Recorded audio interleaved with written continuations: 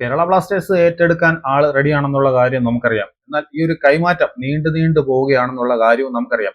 എന്താണ് കാരണം? കേരള ബ്ലാസ്റ്റേഴ്സിന്റെ ഉടമയായ നിമ്മഗഡു പ്രസാദിനെതിരെ ഒരു 500 കോടിയുടെ നിയമ പോരാട്ടം കോടതിയിൽ നടന്നുകൊണ്ടിരിക്കുകയാണ്. ഇതാണ് ഈ ഒരു കൈമാറ്റം വൈകാൻ കാരണം.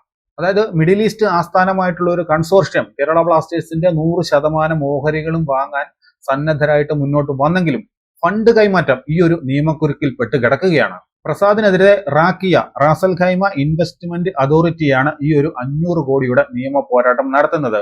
ഇതിന്റെ കാരണം എന്താണെന്ന് വെച്ചാൽ ആന്ധ്രാപ്രദേശിൽ തുറമുഖങ്ങളും വിമാനത്താവളവും വികസിപ്പിക്കുന്നതിനായി പ്രസാദിന്റെ വാൻപിക് പ്രൊജക്റ്റും റാക്കിയും ചേർന്ന് ഒരു സംയുക്തമായിട്ട് ഒരു സംരംഭം ആരംഭിച്ചിരുന്നു. എന്നാൽ ഈ ഒരു പ്രൊജക്റ്റിൽ നിന്ന് പ്രസാദ് വലിയ രീതിയിൽ ഫണ്ട് തിരിമറി നടത്തിയെന്നും കബളിപ്പിച്ചെന്നും റാക്കിയ ആരോപിച്ചു. അവരത് കണ്ടെത്തിയിട്ടാണ് ആരോപിച്ചത്. ഈ സാമ്പത്തിക തട്ടിപ്പിനെതിരെ യുഎയിലെ റാസൽ ഖൈമ കോടതിയിൽ റാക്കിയ കേസ് ഫയൽ ചെയ്തു. ഏകദേശം 500 കോടിയോളം രൂപ പ്രസാദ് തിരിച്ചടയ്ക്കാൻ കോടതി വിധി വരികയും ചെയ്തു. ഈ ഒരു വിധി നടപ്പാക്കാൻ വേണ്ടി റാക്കിയ ഹൈദരാബാദ് കൊമേഴ്സ്യൽ കോടതിയെയും തെലങ്കാന ഹൈക്കോടതിയെയും സമീപിച്ചു. ഇതാണ് ഇപ്പോൾ ബ്ലാസ്റ്റേഴ്സിന് കുരുക്കായിട്ട് വന്ന് കിടക്കുന്നത്. ഇങ്ങനെ ഒരു പ്രശ്നം കിടക്കുന്നതിനാൽ ഈ പ്രസാദിന്റെ കീഴിലുള്ള കമ്പനികളുടെ എല്ലാം ആസ്തികൾ മരവിപ്പിച്ചിരിക്കുകയാണ്. അതുകൊണ്ട് തന്നെ യാതൊരുവിധ ഫണ്ട് കൈമാറ്റവും നടത്താൻ സാധിക്കില്ല. അതാണ് പുതിയ ഇൻവെസ്റ്റേഴ്സിന് ഇപ്പോൾ ഒരു പ്രശ്നമായിട്ട് നിൽക്കുന്നത്. അതുകൊണ്ട് എന്താ ഇപ്പം ബ്ലാസ്റ്റേഴ്സിന് പുതിയ താരങ്ങളെ കൊണ്ടുവരാൻ കഴിയുന്നില്ല.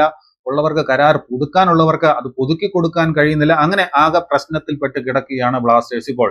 എന്തായാലും ബ്ലാസ്റ്റേഴ്സിന്റെ ആരാധകരും താരങ്ങളും എല്ലാം ഇപ്പോഴും ആകാംക്ഷയോടെ കാത്തിരിക്കുകയാണ് ബ്ലാസ്റ്റേഴ്സിന്റെ ഈ പ്രശ്നങ്ങളെല്ലാം മാറി ഇൻവെസ്റ്റേഴ്സ് പുതിയ കരാർ സൈൻ ചെയ്യുന്നതിന് വേണ്ടി.